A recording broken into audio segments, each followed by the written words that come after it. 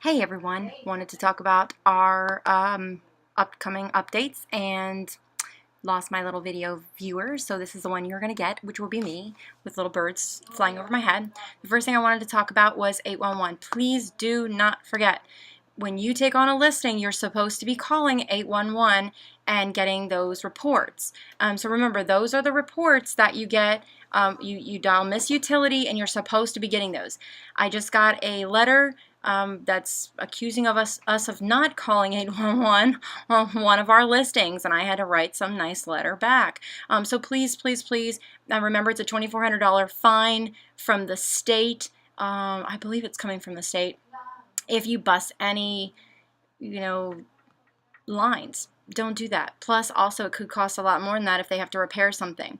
And of course, they're investigating now if you've done it or not. So please, please call your 811, and all you got to do is upload the report to RS, and then if they write me a letter or call me or whatever, I can pull it right up, and that would be very helpful for me. So don't forget. Also, be careful what you put on MRIS. Just this past week, someone in our office spotted someone who put $1,800 as a deposit, but the actual rent amount was a lot more than that, and now the tenant is an attorney and is insisting upon the $1,800 deposit amount.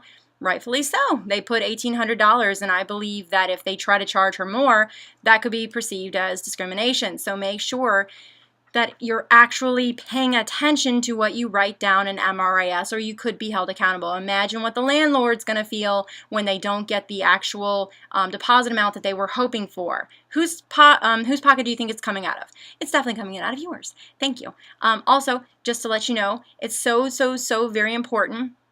If you have a website, if you don't have a website, then you need to get a website. Even if it's just one of our landing pages, it still works out perfect.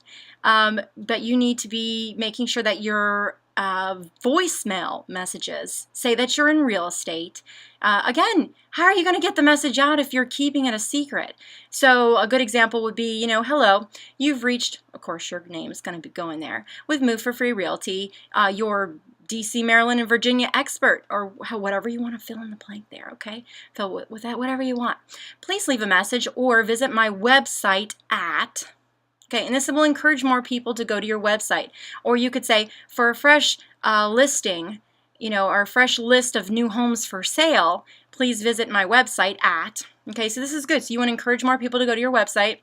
You need to start getting, these are your domain names, and you want to start advertising them. They should be on every single thing that you put, but also, of course, having that message is very important. You got to remind people all the time that you're in real estate, okay? Okay, another one. Do not accept money. That would be bonuses, that would be application fees, that would be application, first month's rent, that would be any kind of commissions from anyone other than who? Your broker. Remember this from class, because the board does not tolerate that at all. And guys, you have to remember, if they start auditing your files, they're going to pull your bank account. They're going to pull your bank account record, and they're going to see other money coming in. And who wants to lose their license over something silly like that? So just remember, just turn everything in, and I will pay it back to you. Okay? So make sure that, and also guys, just be aware there are testers everywhere. So with those testers, what if they give you that money and they were testing you? Now you're going to lose your license over something really stupid. So just watch out. Board does audit, and of course there are testers everywhere. Okay? Training.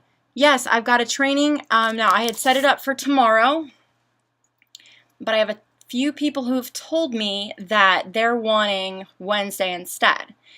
So if you want training on how to work with a buyer, seller, landlord, tenant, okay, like what do I do, how do I work with them, what do I say, what are the tips and tricks that I need to know, things I need to look out for, then you should be attending this training. I know that I usually come easy access to most people as far as picking up the phone and making phone calls, but I would really appreciate it if you'd instead attend the training and then not call me for every little thing. If you had attended the training, then you would know.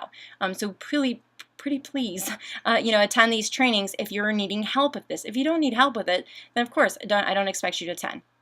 Okay, so I'm planning to do that on Tuesday, but if no one objects and I'd already had it on our calendar for Tuesday, so if you'd planned on it, please let me know as soon as possible. Other than that, we will be having it Wednesday, okay? So Wednesday will be buyer, seller, landlord, tenant, and again, unless someone ejects because they'd already planned for it because it's been on our calendar. All right, so that should cover it for this week, guys. Hope everybody's being productive and doing what you need to do, and remember, I am always here, and Giovanni's here as well. Okay, thanks, guys.